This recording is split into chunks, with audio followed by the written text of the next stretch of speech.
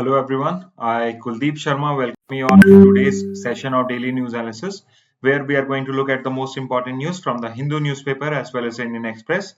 So let's look at the comment box before I start with the news for today.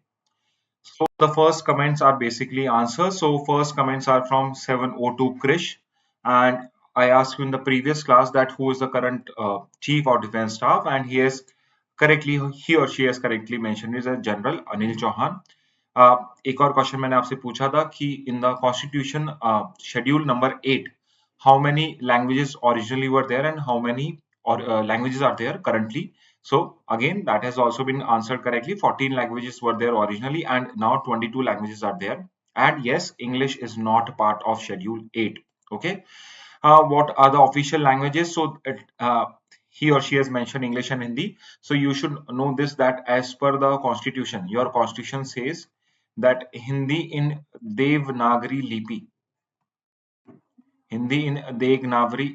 script is going to be the official language. So if you have to choose between Hindi and English, अगर options में आपको सिर्फ हिंदी और English का ही option है तो Hindi would be the answer. If both is one of the options, then Hindi English both हो जाएगा. But इंग्लिश जो है आपका वो एक ऑफिशियल लैंग्वेजेस एक्ट है. You have one official languages act of 1963 जिसके अंदर में ये पर्टिकुलर फैसिलिटी आपको या इंग्लिश को भी यूज करना आपने अलाउ करा हुआ है, बिकॉज आपका कॉन्स्टिट्यूशन कहता है कि इंग्लिश जो है वो आप 15 ईयर्स तक after independence, after coming of the constitution आप 15 ईयर्स तक यूज कर सकते हो. उसके बाद पार्लियामेंट अगर अलाउ करती है तो होगा.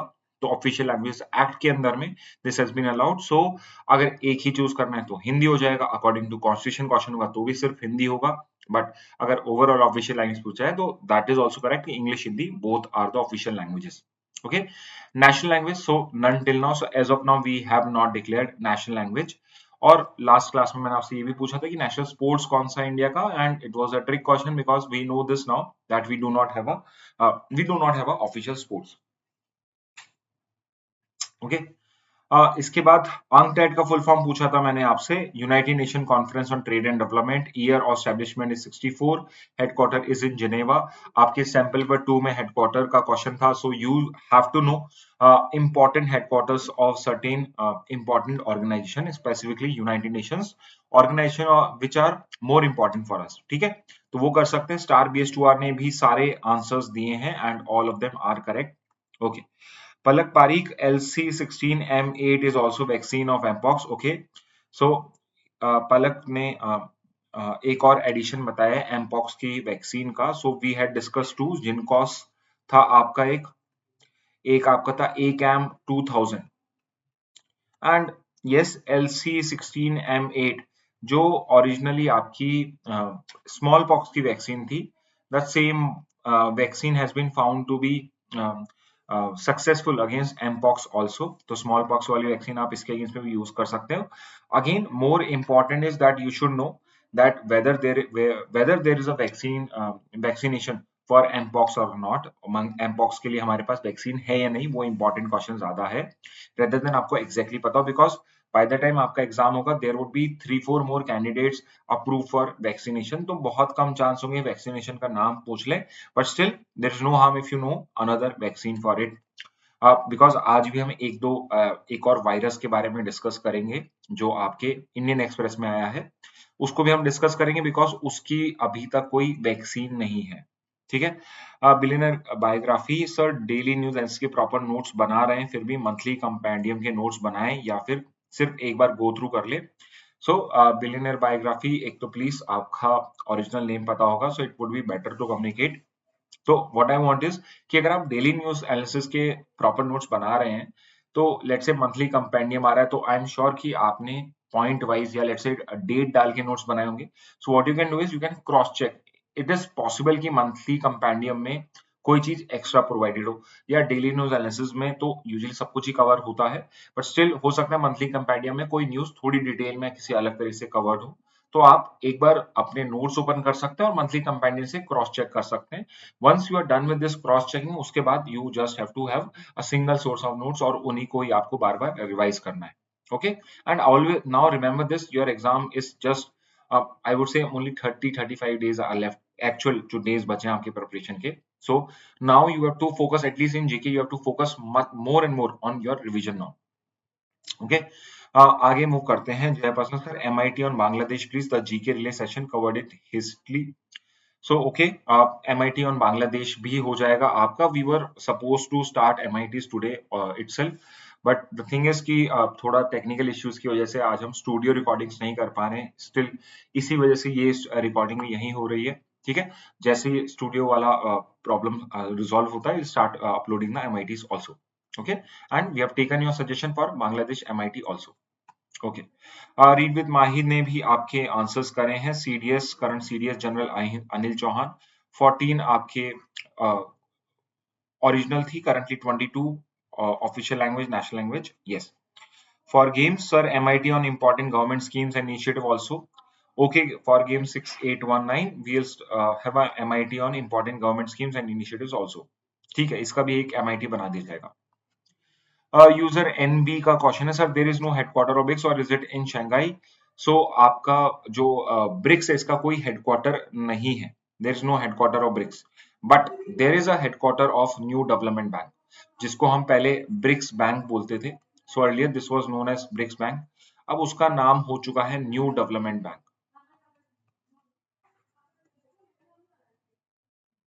एंड अगेन आपको आंसर करना है NDB का, न्यू डेवलपमेंट बैंक का हेडक्वार्टर कहां पे है. ठीक है, where is the headquarter of this new development bank. Okay, इसके बाद Sanskrit became a classical language in 2004 और 5, as in newspaper it is November, but on Google it is 2005. So जो आप ऑल्दो आपको ईयर इतना इंपॉर्टेंट नहीं है, यू शुड नो कि Sanskrit is a classical language. More importantly 5 नई क्लासिकल लैंग्वेज कौन सी हैं. सिंपल एक क्वेश्चन आ सकता है, विच of the following is not one of the classical language, और उसमें एक लैंग्वेज ऐसी हो सकती है जो क्लासिकल लैंग्वेज डिक्लेयर नहीं करी गई हो. So you need to know this also. Year important नहीं, but it would be 2004. Announcement जो था वो 2004 में हुआ था. ऑफिशियल एडिशन जो प्रॉपर प्रोसीजर के बाद 2005 में एडिशन हुआ था, इसलिए कई जगहों पे 2004 2005 लिखा मिलता है, बट ईयर इज 2004. इसके बाद I4C established in which year, in 2015 और in 2018. तो आपका जो I4C है, stands for Indian cyber crime coordination centre. So the name suggest, ये कोऑर्डिनेशन करने के लिए अगर साइबर क्राइम होता है तो जितने भी आपकी centre, state, public, private companies हैं, एजेंसीज हैं, वो सब कैसे कोऑर्डिनेट कर सकती हैं. तो उसके लिए हमने एक 2018 में I4C Indian cyber crime coordination centre को यहाँ पे इनिशिएट किया था, और 2018 is the formation year.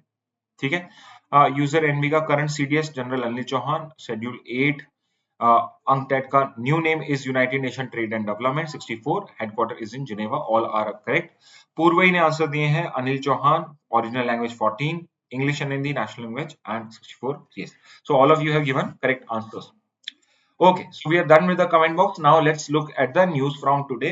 So a very important update which we have from the Hindu as well as Indian Express, दोनों जगहों पे ये फ्रंट पेज न्यूज है आपकी, कि अभी अभी आपके इस साल के इस साल के कल ही आपके जो मेडिसिन के अंदर में नोबेल प्राइज होता है, और मेडिसिन का जो नोबेल प्राइज है उसको डिक्लेयर करा गया है.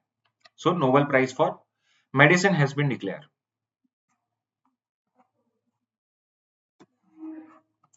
Okay, and this year's Nobel for Medicines for 2024 has been awarded to Victor Ambros and Gary Ruukun. ठीक है, तो ये दो लोग हैं जिनको इस बार का नोबेल मेडिसिन मिला है, नोबेल फॉर मेडिसिन मिला है, और इनको मिला है for discovery of micro RNA ribonucleic acid. So एक DNA होता है और एक RNA होता है. So if you know the full form, please write down the full forms in the comment box. ठीक है, इसके आपसे सिंपल इसके फुल फॉर्म पूछे जा सकते हैं. सो DNA और RNA का फुल फॉर्म आपको पता होना चाहिए. और इस बार का जो नोबेल प्राइज मिला है मेडिसिन के लिए, वो माइक्रो RNA के लिए मिला है आपके, और ये जीन रेगुलेशन में कैसे हेल्प करता है. ओके, ऑल्सो दिस जो ये माइक्रो RNA है, ये सेम नहीं है, it's different from mRNA. mRNA जो है वो अलग चीज है, माइक्रो RNA अलग चीज है. mRNA स्टैंड करता है मैसेंजर RNA के लिए, और माइक्रो RNA मतलब माइक्रो RNA के लिए ही स्टैंड करता है, और इसका रोल होता है जीन रेगुलेशन में. तो इन्होंने 1990s में ये पर्टिकुलर डिस्कवरी करी थी, दोनों ने सेपरेटली करी थी, फिर दोनों ने मिलके अपनी जो रिसर्च थी इसको क्रॉस चेक करा and they found that yes there is something else.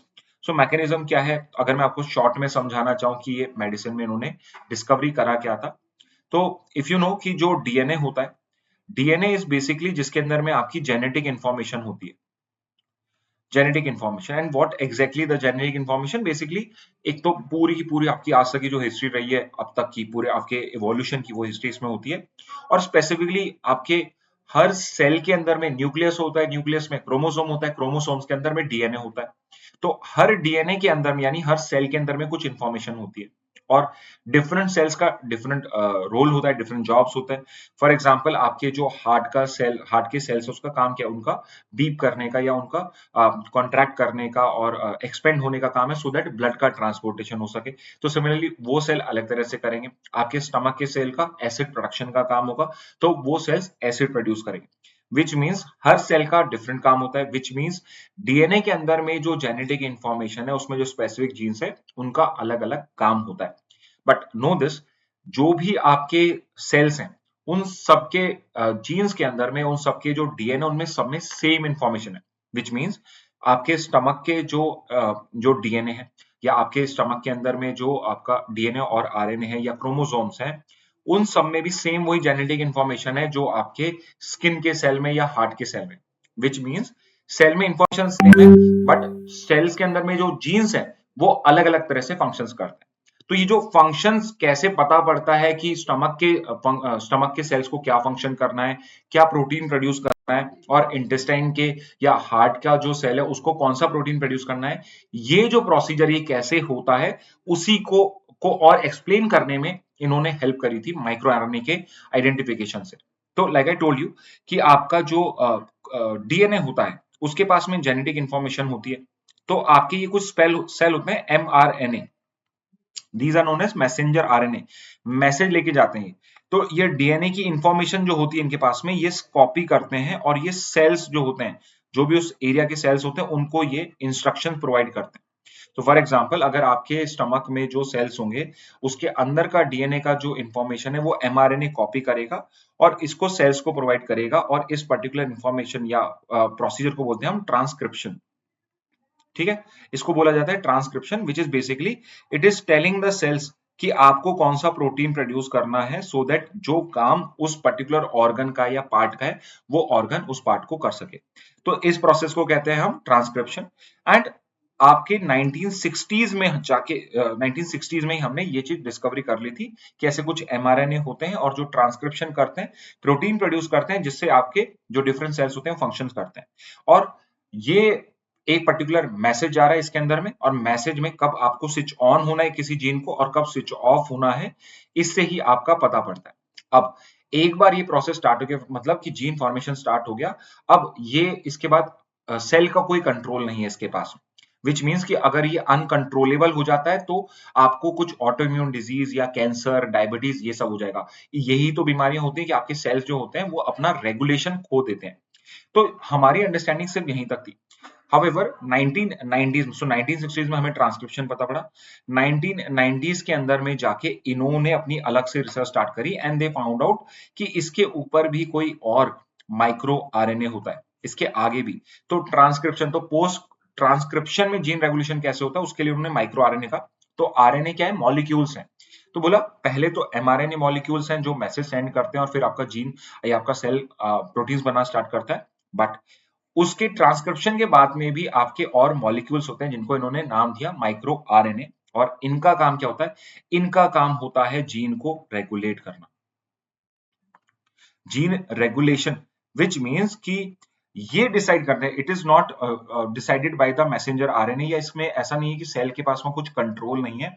Micro RNA जो मॉलिक्यूल्स होते हैं वो डिसाइड करते हैं कि जो पर्टिकुलर प्रोटीन को आपको सिंथेसाइज करना है, मतलब आपको काम करने के लिए जो प्रोटीन प्रोड्यूस करना है, वो प्रोसेस कब स्टार्ट होगा और कहां जाके उसे एंड करना है, कहां जाके वो नहीं।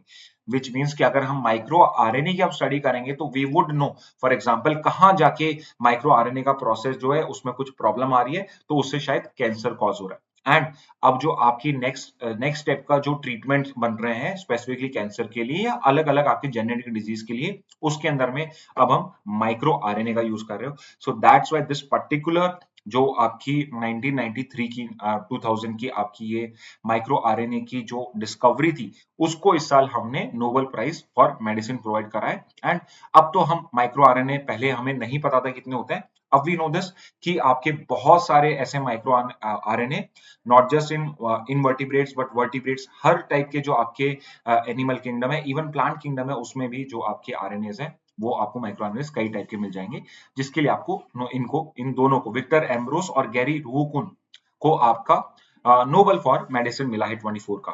ओके, मोर ओवर 23 का भी जो नोबेल मेडिसिन था वो भी इंपॉर्टेंट था, ये मिला था ट्रू विजमैन को और कैटलिन कैरिको को, और इनको मिला था एमआरएनए मैसेंजर आरएनए को की यूज करके उसकी वैक्सीन बनाने के लिए जो कोविड के अगेंस्ट में यूज करी थी हमने। सो the Nobel Prize last year was awarded to these two persons for enabling development of mRNA messenger RNA vaccines for COVID. But इस साल का जो मेडिसिन आपका अवार्ड है, this has been provided for micro RNA. ठीक है, so do not get confused. ठीक है, आई होप मैंने आपको कुछ समझाने में मैं सक्सेसफुल हुआ हूँ कि ये बेसिकली हुआ क्या है, किस चीज के लिए मिला है यहाँ पे। ओके, बट अब हम थोड़ा सा जो हमारे एग्जाम स्पेसिफिक कुछ इंफॉर्मेशन पूछी जा सकती है उसको भी गो थ्रू कर लेते हैं। ओके, तो नोबेल प्राइज की अगर हम हिस्ट्री देखें, so this particular award as the name suggest was started by established by Alfred Nobel. ये जो एल्फ्रेड नोबेल थे, इन्होंने कई इन्वेंशंस करी, बहुत सारे पेटेंट्स इनके नाम पे, बट इनकी सबसे पॉपुलर इन्वेंशन थी वो थी डायनामाइट की। और डायनामाइट में क्या यूज करते हैं हम, नाइट्रोग्लिसरीन यूज करते हैं और बेसिकली ब्लास्ट करने के लिए डायनामाइट काम करता है। So because of this particular invention he became very popular, इनकी इन्वेंशन बहुत पॉपुलर हो गई और इन्होंने पेटेंट करा लिया था डायनामाइट की टेक्नोलॉजी को 1867 में। पेटेंट कराने के बाद क्या होता है, विच मीन्स कि if either only you can use this particular invention और if someone else wants to use your invention, dynamites को प्रोडक्शन को उनको यूज करना है, तो उसको वो पेटेंट उसको सिर्फ वो उसकी परमिशन से ही यूज कर सकते हैं। ओके, सो बिकॉज डायनामाइट बहुत पॉपुलर हो गया था तो उस वजह से इन्होंने बहुत ज्यादा पैसे अर्न करे, तो फाइनली इन्होंने अपनी जो विल थी उसके अंदर में ये प्रोवाइड करा कि मेरी एक मैं ट्रस्ट बना रहा हूँ, ये नोबेल ट्रस्ट, और इस नोबेल ट्रस्ट में हर साल जो बेस्ट इन्वेंशन होंगे for the benefit of human kind और मैनकाइंड, उनको हम नोबेल प्राइज प्रोवाइड करा जाएगा। सो पहला नोबेल प्राइज था 1893 के अंदर में इनकी डेथ हुई थी, और नोबेल प्राइज जो था ये 1901 से आपका बिगिन हो चुका है। किस किस फील्ड्स में प्रोवाइड करा जाता है आपका नोबेल प्राइज, सो आपका फिजिक्स, केमिस्ट्री और मेडिसिन या बायो, तो फिजिक्स, केमिस्ट्री, मेडिसिन में आता है। लिटरेचर के लिए प्रोवाइड करा जाता है, पीस के लिए प्रोवाइड करा जाता है। I am sure you are aware की first Indian to receive your Nobel prize, सबसे पहले जो नोबेल प्राइज था वो किसको मिला था, so you can mention it in the comment box. ठीक है, प्लीज फास्ट मेंशन करिए कि किसको मिला था। ठीक है, फिजिक्स का royal Swedish academy of science provide करता है, केमिस्ट्री का भी royal Swedish academy of sciences he provide करता है, एंड एज वेल एज जो इकोनॉमिक्स का प्राइस है जो हम अलग से करेंगे, ये भी royal Swedish academy of science he declare करता है, अवार्ड करता है। और जो अभी आपको फिजियोलॉजी या मेडिसिन में मिला है, it is by Nobel assembly at the Karolinska institute. तो आपकी ये नोबेल असेंबली अगेन स्वीडन में ही है, ये वाली इंस्टीट्यूट भी, जो बेसिकली मेडिसिन के जो अवार्ड्स होते हैं, नोबेल प्राइज होता है, उसको डिक्लेयर करता है। लिटरेचर का प्राइस कौन देता है, लिटरेचर का प्राइस स्वीडिश अकेडमी देती है। पीस का प्राइस कौन करता है, so Nobel prize for piece जो है ये स्वीडन नहीं देता है, ये नॉर्वेजियन नोबेल कमेटी है एक अलग से। सो जो रिमेंबर दिस कि जितने भी आपके नोबेल प्राइज हैं, पीस के प्राइस को छोड़ के सब जगहों पे स्वीडन इन्वॉल्व है, और जो पीस का प्राइस है उसके अंदर में नॉर्वे या नॉर्वेजियन नोबेल कमेटी इन्वॉल्व है। और इसके बाद 1901 में तो आपके पूरे 5 आपके नोबेल प्राइज होते थे, 6 नोबेल प्राइज जो इकोनॉमिक साइंसेस के अंदर में आपने देना स्टार्ट कर दिया। सो ओरिजिनली इसका नाम था स्विर्जिस रिक्सबैंक, स्वीडन का सेंट्रल बैंक उसका नाम है, ये स्वीडिश वर्ड है ये आपका, और पहले इसी स्वीडिश रिक्स बैंक अवार्ड करके मिलता था, बाद में इसी का नाम Nobel prize in economic sciences हो गया, और इसको रॉयल स्वीडिश अकेडमी जो ऑफ साइंसेज है वो इसको डिक्लेयर करती है। तो फिजिक्स, केमिस्ट्री, इकोनॉमिक्स के तो royal Swedish academy of sciences, medicine का Nobel assembly at the Karolinska institute, literature by Swedish academy and peace by Norwegian Nobel committee देता है। ओके, ऑल्सो इसके अलावा और भी इंपॉर्टेंट पॉइंट है आपके, हर साल आपके एक पर्टिकुलर कैटेगरी के अंदर में 3 लॉरेट्स को एक साथ मिल सकता है। 3 लॉरेट्स जो हैं आपके एक साथ में आप दे सकते हो एक ही चीज के लिए। फॉर एग्जांपल फिजिक्स में 3 लोगों को एक ही बार में मिल जाएगा। ठीक है, और 2 डिस्टिंक्ट वर्क्स के लिए भी एक ही साल में मिल सकता है। 2 distinct award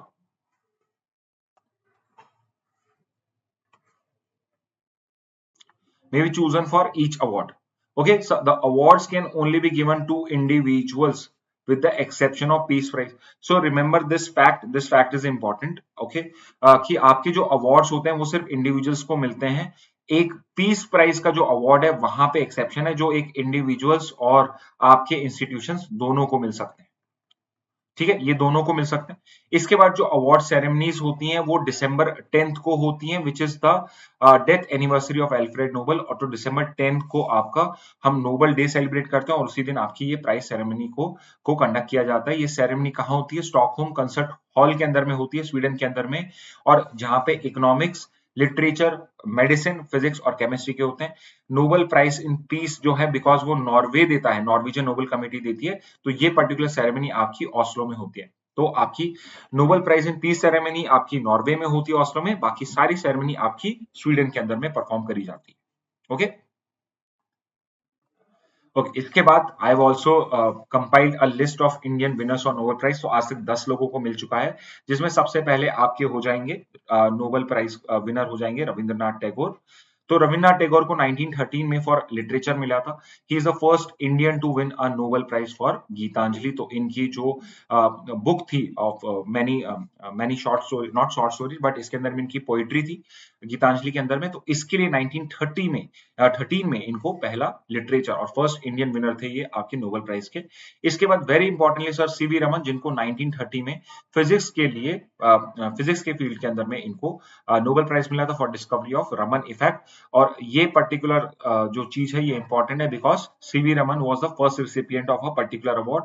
so CV Raman was recipient of which category of awards for the first time? So first time ये सीवी रमन को मिला था apart from 2 other person. So if you know the answer which is very important for us this year, तो you can mention it in the comment box. इसके बाद हर गोविंद खुराना 1968 में medicine के मिला था for his research on genetic code and its role in protein synthesis. So you can see कि यहाँ पे आप देख पा रहे हो जेनेटिक कोड एक्सेट्रा। तो इस बार की भी जो आपका नोबेल प्राइज है वो भी इसी से ही कुछ रिलेट करता है, उसका भी एक अपग्रेडेड नेक्स्ट स्टेप के ऊपर पे अवार्ड मिला है। मदर टेरेसा को तो फर्स्ट वन जिनको पीस के लिए मिला था यहाँ पे इंडिया से 1979 में फॉर पीस, और इनकी इंस्टीट्यूशन का नाम था, जो इनकी मिशनरी है, चैरिटी का नाम था मिशनरीज ऑफ चैरिटीज। ओके, तो उसके लिए मिला था। इसके बाद नेक्स्ट आपके हो जाएंगे सुब्रमण्यम चंद्रशेखर, जिनको चंद्रशेखर लिमिट इन्होंने डिस्कवर करी थी, जो हमें हेल्प करता है ब्लैक होल्स को स्टडी करने के लिए। तो 1983 में फिजिक्स के लिए इनको ये मिला था। उसके बाद अमर्त्य सेन 1998 में for economic sciences in for his research on welfare economics. Welfare economics के लिए इनको ये अवार्ड मिला था। ठीक है, इसके बाद वीएस नाइपोल, तो आपके एक तो रविन्द्रनाथ टैगोर रहे, फिर उसके बाद वीएस नाइपोल जिनको 2001 में लिटरेचर के लिए मिला था। सो रिमेंबर इस पर्टिकुलर केस में वीएस नाइपोल को किसी एक पर्टिकुलर बुक के लिए नहीं मिला था नोबेल प्राइज, बट उनके वर्क्स जो सो मेनी जो उनके पास बहुत सारा वर्क है उसके लिए एक साथ मिला था। और एक इनकी बहुत फेमस बुक है अ हाउस फॉर मिस्टर विश्वास। एक और बुक है अबैंड इन द रिवर। मेजरली आपकी इनकी मिस्टर विश्वास, हाउस फॉर मिस्टर विश्वास, एक बहुत फेमस इनकी नोटेबल वर्क है। इसके बाद वी रामाकृष्णन को 2009 में फॉर केमिस्ट्री के लिए मिला था for his research on the structure and function of the ribosomes. ठीक है, तो ये भी है आपका। कैलाश सत्यार्थी 2014 का नोबेल पीस प्राइज जो था, again it was shared between a Indian and अ पाकिस्तानी, और मलाला यूसुफजई और कैलाश सत्यार्थी ने शेयर करा था 2014 का आपका peace prize. Kailash Satyarthi is the founder of Bachpan Bachao आंदोलन, और ये मेजरली पिछले 10-15 साल से भी ऊपर हो गए हैं, 10-15 क्या इनको 30-40 साल हो गए होंगे, चाइल्ड लेबर के अगेंस्ट, ह्यूमन ट्रैफिकिंग अगेंस्ट में इस टाइप से वर्क करते हुए। अभिजीत बैनर्जी सबसे लेटेस्ट रिसिपिएंट 2019 में फॉर इकोनॉमिक साइंस, और आपके अमर्त्य सेन को मिला था आपका डेवलपमेंटल वेलफेयर इकोनॉमिक्स के लिए, और इनको मिला था डेवलपमेंटल इकोनॉमिक्स के अंदर में। ठीक है, अभिजीत बैनर्जी को इसमें मिला था। एंड अभिजीत बैनर्जी के साथ इनकी जो वाइफ है और इनकी को रिसर्चर थी ईस्टर डुफ्लो, उनको उनके साथ, और प्लस इन्होंने अपना अवार्ड शेयर करा था माइकल क्रेमर के साथ। तो 3 लोगों को 2019 में मिला था। तो Abhijit Banerjee was the latest recipient, okay, from India.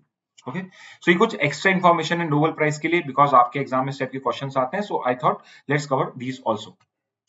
Okay, इसके बाद नेक्स्ट न्यूज पे आते हैं। India sign $750 million currency swap deal with forex start Maldives. So India Maldives के अभी इस 2023 इनके जो नए आपके प्रेसिडेंट बने हैं, जो उसके बाद से इनके इंडिया और मालदीव के रिलेशंस अच्छे नहीं हुए थे।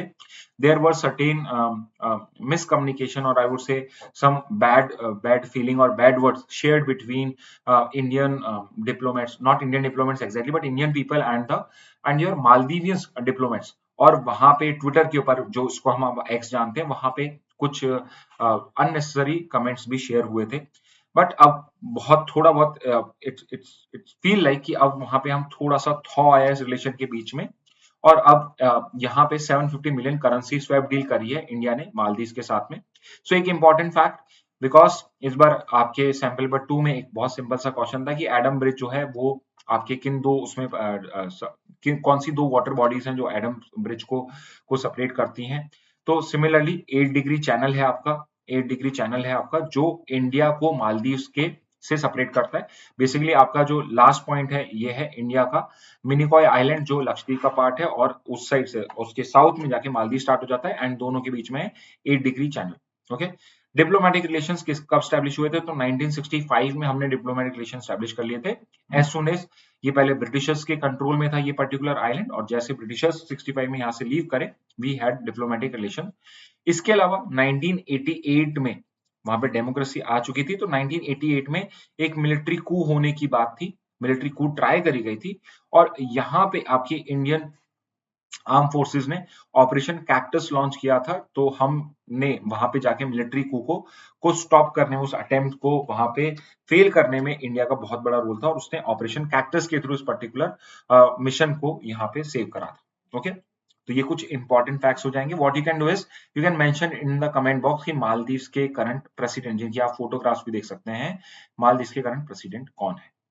ओके, नेक्स्ट पे आते हैं एक वन लाइनर। मुझे इस बार वन लाइनर्स बहुत है आज के न्यूज़पेपरों में। सो आपकी एक यूएस का एक अकेडमी है जिसका नाम है यहाँ पे SAR स्कॉलर्स एट रिस्क करके आपकी ये प्रोजेक्ट है एक, जिसके अंदर में इंडिया ने क्या उसके उस पर्टिकुलर एक ये रिपोर्ट निकालते हैं, free to think report. So I again start. Scholars at risk project करके एक पब्लिशिंग हाउस है या एक एजेंसी है जो एक रिपोर्ट निकालते हैं, फ्री टू थिंक रिपोर्ट। इसके अंदर में एकेडमिक फ्रीडम इंडेक्स आता है, जिसके अंदर में हर डिफरेंट जो आपकी कंट्रीज हैं, डिफरेंट आपकी जो कंट्रीज हैं, उनके अंदर में, उनके इंस्टीट्यूशंस के अंदर में किस टाइप का एकेडमिक फ्रीडम है, फ्रीडम ऑफ स्पीच एक्सप्रेशन कैसा है, एक्सेट्रा, उसके बेसिस पे रैंक किया जाता है। तो इंडिया की जो रैंक है, जो इंडिया का स्कोर है, वो बहुत ड्रास्टिकली फॉल डाउन करा है फ्रॉम 0.6 टू 0.2, और अब इंडिया की कैटेगरी आ चुकी है कंप्लीटली रिस्ट्रिक्टेड कैटेगरी। ओके, और इंडिया का स्कोर 0.2 डिग्री है। स्कोर रेंज जो इस एकेडमिक फ्रीडम इंडेक्स में होता है विद 0 to 1, 1 मतलब फुल एकेडमिक फ्रीडम, 0 का मतलब होता है कंप्लीट रिप्रेशन। और हम बहुत, यू कैन सी कि हम कितना पास आ चुके हैं कंप्लीट रिप्रेशन के। तो यहाँ रिप्रेशन तो नहीं है, बट कंप्लीट रिस्ट्रिक्शन कैटेगरी में जरूर हम पहुंच पाए हैं। तो ये एक नया अपडेट है, ये एक वन लाइनर की तरह आप इसको कर सकते हैं। ओके, इसके बाद एक और वन लाइनर मिला है। Which state is going has introduce a uniform colour code. कौन सी स्टेट है जिसने एक यूनिफॉर्म कलर कोड इंट्रोड्यूस करा है, और इसके अंदर में जो इनका पब्लिक वर्क्स डिपार्टमेंट है, वो जितनी भी आपकी गवर्नमेंट बिल्डिंग्स हैं वहां पे उन सबको सेफ्रॉन कलर में करेगा। So the answer is Orissa. Okay, so एक वन लाइन की तरह आप कर सकते हैं इसको भी। Okay, so a very small news but an important news, because one liners are also important for us. Okay, इसके बाद एक और वन लाइनर मिला है। सो आपका एक कंजर्वेशन एनवायरमेंट कंजर्वेशन या वाइल्ड लाइफ कंजर्वेशन फाउंडेशन है, हुलिकानु वाइल्ड लाइफ कंजर्वेशन आपका फाउंडेशन है, जो एक पर्टिकुलर अवार्ड देता है, हुलिकानु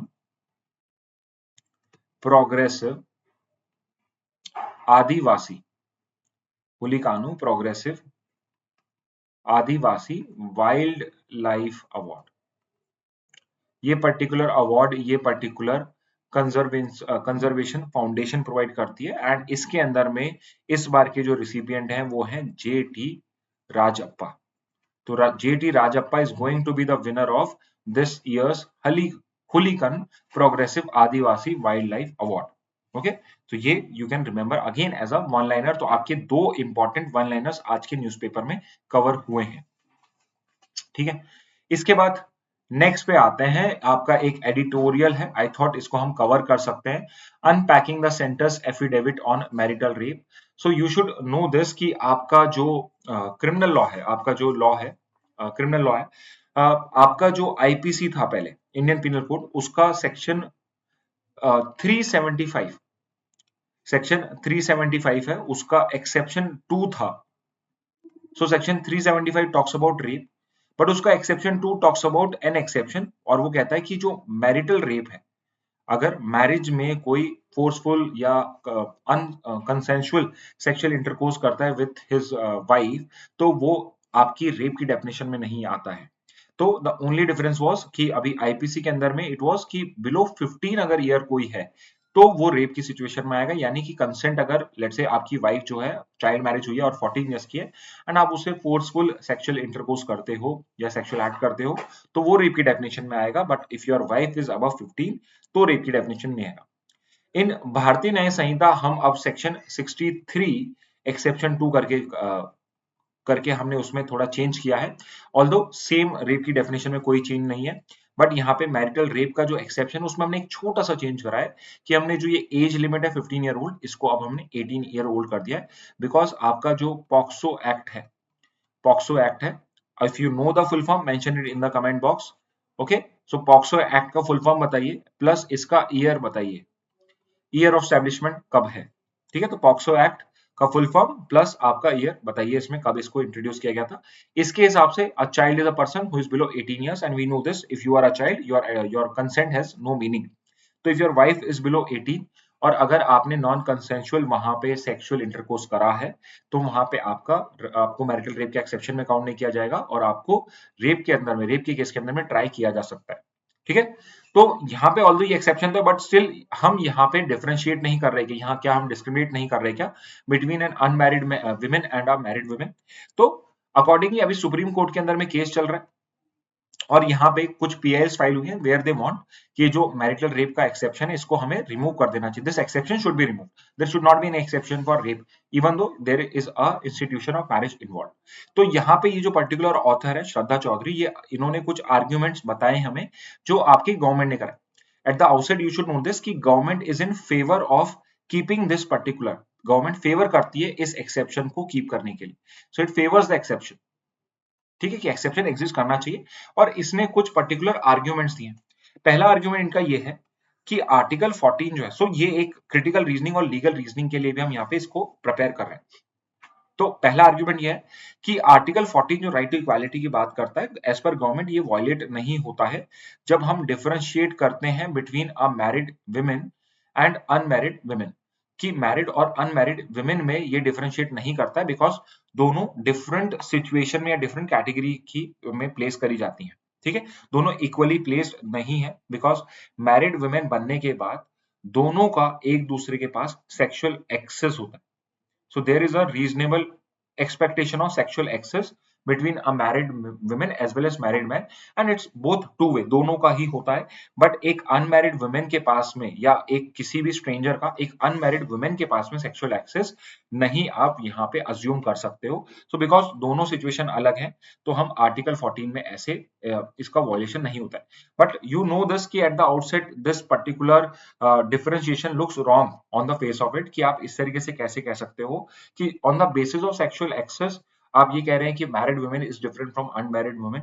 ठीक है, so for example live in relationship में तो वहां तो शादी नहीं हुई, वहां पे भी there is a reasonable expectation of sexual access. तो क्या वहां पर भी अगर कोई फोर्सफुल सेक्सुअल इंटरकोर्स करता है तो क्या वो रेप की डेफिनेशन में नहीं आएगा? So that's why this particular argument fails on the face of it.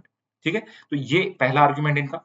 Second argument जो गवर्नमेंट ने दिया है which is expectation of reasonable sexual access. So just हमने ये डिस्कस करा।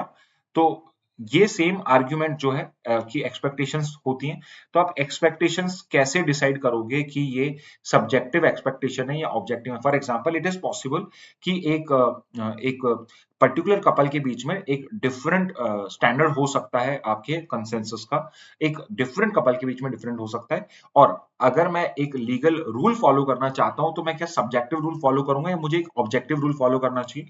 ऑब्जेक्टिव रूल का मतलब होता है कि एक सिंगल स्टैंडर्ड मैं हर किसी पे अप्लाई कर रहा हूँ। Obviously I am going to prefer objective standard. तो यहाँ पे बिकॉज एक ऑब्जेक्टिव स्टैंडर्ड नहीं है, so it is not possible कि हम एक्सपेक्टेशंस के बेसिस पे किसी क्राइम को डिसाइड करें। थर्ड आर्ग्यूमेंट जो बहुत फेमस आर्ग्यूमेंट था कि अगर हम मैरिटल रेप के एक्सेप्शन को रिमूव करते हैं तो ये sanctity of institution of marriage जो है उसको ये खत्म कर देगा, उसकी सैंक्टिटी को ये खत्म कर देगा। Obviously it is again a very weak argument. और ये मैं वीक आर्ग्यूमेंट क्यों कह रहा हूं कि अगर कोई पर्टिकुलर इंस्टीट्यूशन इसी बेसिस पे एग्जिस्ट कर पा रही है कि अगर यहाँ पे मैन या हस्बैंड जो है वो फोर्सफुल इंटरकोर्स करता है और वो पनिशेबल नहीं होता है, तो आई डोंट थिंक कि उस टाइप की मैरिज या इंस्टीट्यूशन ऑफ मैरिज का कोई मतलब बनता है। ठीक है, बिकॉज अगर एक फोर्सफुल किसी पे फोर्स यूज करके और उसका मैं एक्सेप्शन क्रिएट कर रहा हूँ, उस वजह से आई एम बिलीविंग कि मेरी इंस्टीट्यूशन ऑफ मैरिज एग्जिस्ट कर पा रही है, तो इस टाइप के मैरिज की इंस्टीट्यूशन का कोई मतलब ही नहीं होता है। तो ऑब्वियसली इस टाइप का आर्ग्यूमेंट बहुत वीक होगा।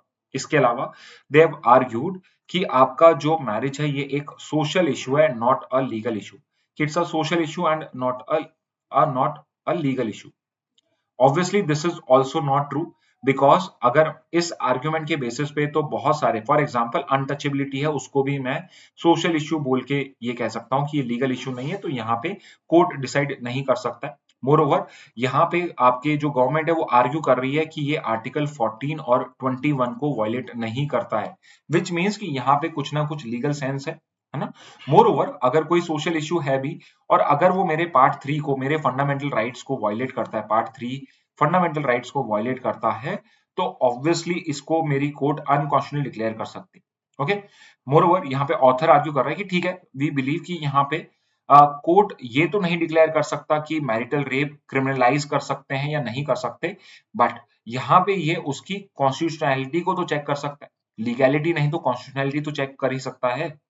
तो ये पावर तो कोर्ट के पास में भी है, because one of the argument with the government is saying is कि ये जो ड्यूटी है कि इसमें हमें मैरिटल रेप का एक्सेप्शन होना चाहिए नहीं होना चाहिए, ये लेजिस्लेचर का जॉब है, लॉ बनाने वालों का जॉब है, ना कि जुडिशरी का।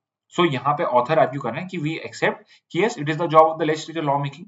So we are not asking the government, we are not asking the supreme court कि they criminalize marital rape or decriminalize marital rape. What we are asking them is to look whether the exception of marital rape fulfills the test which have been laid down for part 3 of the constitution। तो आपके fundamental rights के जो test हैं उनको ये fulfil करता है या नहीं करता है, हमारा क्वेश्चन बस वहीं तक का ही है।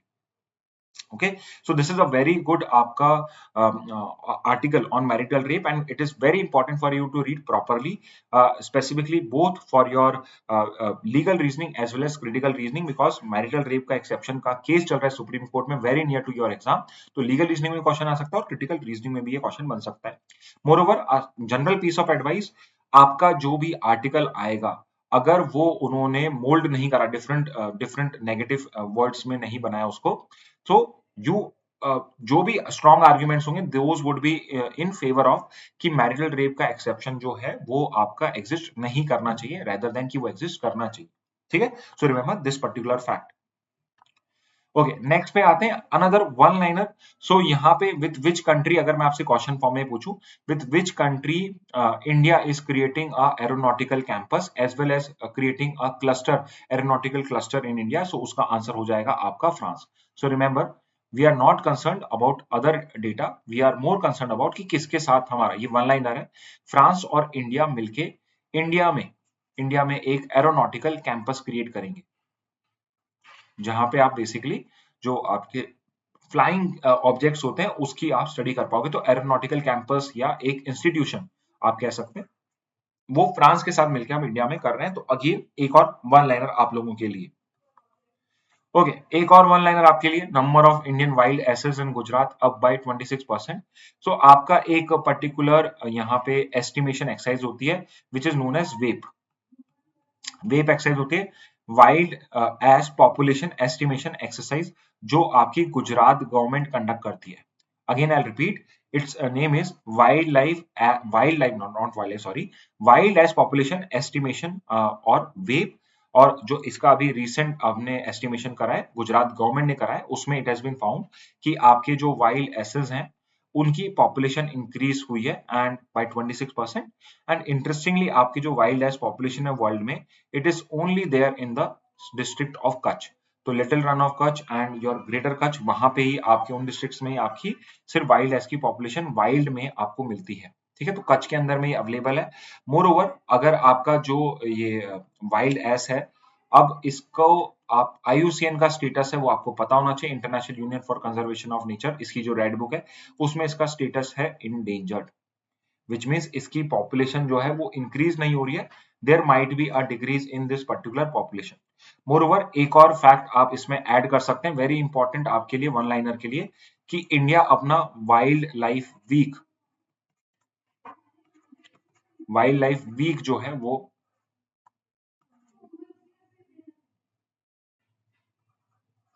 कब सेलिब्रेट करता है, तो वाइल्ड लाइफ वीक जो है वो अक्टूबर 2 से अक्टूबर 8 तक सेलिब्रेट करा जाता है। सो अभी जो करंटली आज लास्ट डे है वाइल्ड लाइफ वीक का, और जिसपे आपने ये पर्टिकुलर डेटा जो है इसको आपने पब्लिक करा है यहाँ पे। ठीक है, so it's a good news कि आपकी गुजरात के अंदर में जो वाइल्ड एसेस की पॉपुलेशन है उसको हम रिकवर कर पा रहे हैं वेरी सुन, और अगर इंक्रीज कर पाएंगे तो ये आपकी जो IUCN का रेड स्टेटस है, ये हम इंडेंजर से वापस से इसको नॉर्मल या वल्नरेबल और वल्नरेबल से फिर लीस्ट कंसर्न में कैटेगरी में लाने की ट्राई करेंगे। ठीक है, पहले जो वाइल्ड एसेस होते थे आपके, ये पाकिस्तान, इंडिया, नेपाल आसपास में मिलते थे, बट अब इसकी पॉपुलेशन सिर्फ एक स्पेसिफिक रीजन पे ही जाके रिस्ट्रिक्ट हो चुकी है। And moreover, we have to give kudos to our conservationist effort by the wildlife experts, जिसकी वजह से हम बहुत अच्छा परफॉर्म कर रहे हैं इन सब चीजों के अंदर। Okay okay? इसके बाद एक और आपका वन लाइनर आई वुड से, जो इंडियन एक्सप्रेस से I was able to identify, it is basically आपका एक नया फंड बनाने की बात करी गई है, which would be national fund for rare diseases. National fund for rare disease करके एक हम फंड बना रहे हैं, जो यहाँ पे हाई कोर्ट बोल रहा है सेंटर को कि आप इस फंड को बनाइए, बिकॉज रेयर डिजीज को लेके, रेयर डिजीज क्या होते हैं, सो रेयर डिजीज वो वाली डिजीज होती हैं जिसके ऊपर पे ज्यादा रिसर्च नहीं होती, बिकॉज इस डिजीज से जो इम्पैक्टेड पॉपुलेशन होती है वो बहुत ही स्मॉल होती है, मतलब इतनी बड़े लेवल पे नहीं होती, इतनी ज्यादा डिजीज नहीं है, इतनी फैली हुई डिजीज नहीं है कि आपकी जो बड़ी बड़ी फार्मा कंपनीज है वो इनके रिसर्च एंड डेवलपमेंट में पैसा खर्च करें। तो ऑब्वियसली इन पर्टिकुलर डिजीजेस के लिए, बिकॉज प्राइवेट फंडिंग अवेलेबल नहीं है, सो वी एक्सपेक्ट कि यहाँ पे हमें पब्लिक फंडिंग मिलनी चाहिए, बिकॉज अगर किसी के रेयर डिजीज है उसके भी फंडामेंटल राइट्स, उसके पास में भी राइट टू लाइफ है, और यहाँ पे कहीं ना कहीं स्टेट की ड्यूटी बनती है कि इस टाइप के जो लोग हैं जो रेयर डिजीज से कोप अप कर रहे हैं उनको सपोर्ट करने के लिए कुछ यहाँ पे अवेलेबिलिटी हो। तो यहाँ पे हमने एलोकेट करवाए हैं 974 करोड़ रुपीज, 974 करोड़ रुपीज करे हैं। एंड मेजरली इसका जो टाइम पीरियड है वो है एक साल का, 24-25 से लेके इस फाइनेंशियल से 25-26। ठीक है, सो अभी से स्टार्ट हो जाएगा आपका ये अक्टूबर से, और अगले अक्टूबर तक आपका ये नेशनल फंड रन करेगा, और इसमें हमने 974 करोड़ रुपीस करे हैं। इसमें काम क्या होगा, तो although they are a rare disease, तो इसकी medicine possibly is not available in India, but it might be available in some western countries।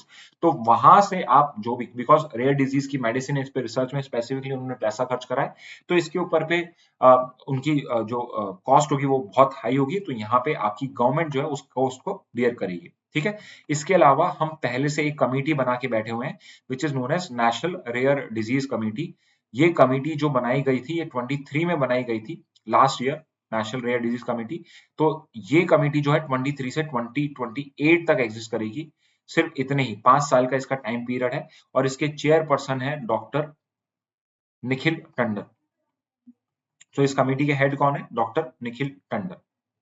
So Nikhil Tandon is going to head this particular committee, और ये ICMR जो आपकी Indian council of medical research है उसके director general है। ठीक है, so remember this fact also. Okay, Indian express में एक और आपका वायरस का आया है, so I don't know what's happening around the world, I think we are doomed now. आपके बहुत सारे वायरसेस आ रहे हैं इस टाइम में, सो हम अभी अभी एक बड़े पैंडेमिक से निकले थे, और अब एक ये वायरस है मार्बर्ग वायरस करके, और it's not a new virus, but इसका भी एक आउटब्रेक हुआ है, कहाँ पे हुआ है, रवांडा के अंदर। सो जो आपका अफ्रीकन कंट्री, बिकॉज वहां पे हाइजीन स्टैंडर्ड्स बहुत पुअर है बिकॉज ऑफ पोवर्टी ओनली। ऐसा नहीं है कि वो लोग सिविलाइज नहीं है या एक्सेट्रा है, जो यूजली पहले माना जाता था। और आपके यूरोपियंस तो इसको व्हाइट मैन बर्डन भी बोलते थे कि हमारी रिस्पॉन्सिबिलिटी है इन सब लोगों को सिविलाइज करने का।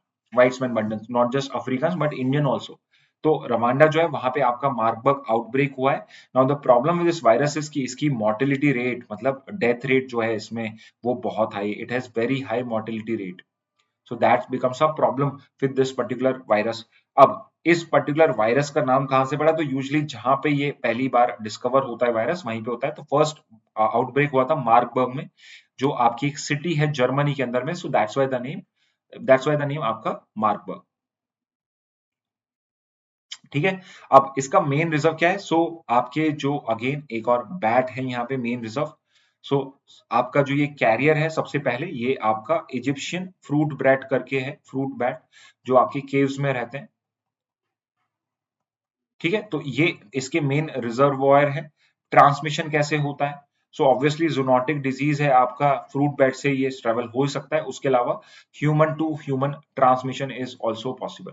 तो ह्यूमन टू ह्यूमन ट्रांसमिशन भी इसमें अंदर में पॉसिबल है। अब द प्रॉब्लम इज, क्या इसका कोई ट्रीटमेंट है, so like many other viruses इसका भी कोई ट्रीटमेंट नहीं है। क्या इसकी वैक्सीन है, सो करंटली अभी तक कोई इसकी फुली अप्रूव्ड कोई वैक्सीन नहीं, so there is no vaccine for Marburg virus. तो एमपॉक्स की वैक्सीन हम बना चुके हैं बट हमारे पास इसके लिए वैक्सीन नहीं है। ऑल्सो नो दिस कि इसकी वैक्सीन नहीं है बट इसकी एक वैक्सीन है जो एक्सपेरिमेंटिंग स्टेज पे है, जिसकी अभी ट्रायल्स चल रही हैं, और उसका नाम है, बहुत सिंपल याद करना, मार्बर्ग वैक्सीन। तो इसी के नाम पे ही हमने इसका वैक्सीन का नाम भी रखा है।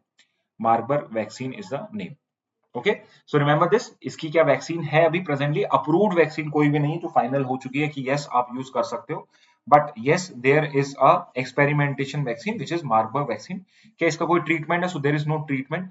Transmission human to human possible है। मेन रिजर्व क्या है, इजिप्शियन फ्रूट बैट है इसका आपका main reserve. First outbreak Marburg Germany में हुआ था और इसकी हाई मोर्टेलिटी रेट है। कौन सी कंट्री इससे इंपैक्टेड है, India, not India, Rwanda is a country जो इससे इंपैक्टेड है। ठीक है, so this is regarding your Marburg virus. Okay student, so there were very few news in today's newspaper, but editorials जो हैं आपके वो इस बार अच्छे हैं, तो please read them, editorial, read the editorials properly. उसके अलावा आज नोबेल प्राइज का जो अवार्ड है वो इंपॉर्टेंट होगा, कल आपके हैं जो फिजिक्स के अवार्ड को अनाउंस किया जाएगा, और अब ये पूरा जो वीक है इसमें इस बार के नोबेल प्राइजेस को अनाउंस किया जाएगा। सो अगेन नोबेल प्राइज हर साल आपके इंपॉर्टेंट होते हैं, आपके एग्जाम्स में पहले भी पूछे गए हुए हैं। ठीक है, तो प्लीज इस बार के नोबेल प्राइज को भी ढंग से करना है।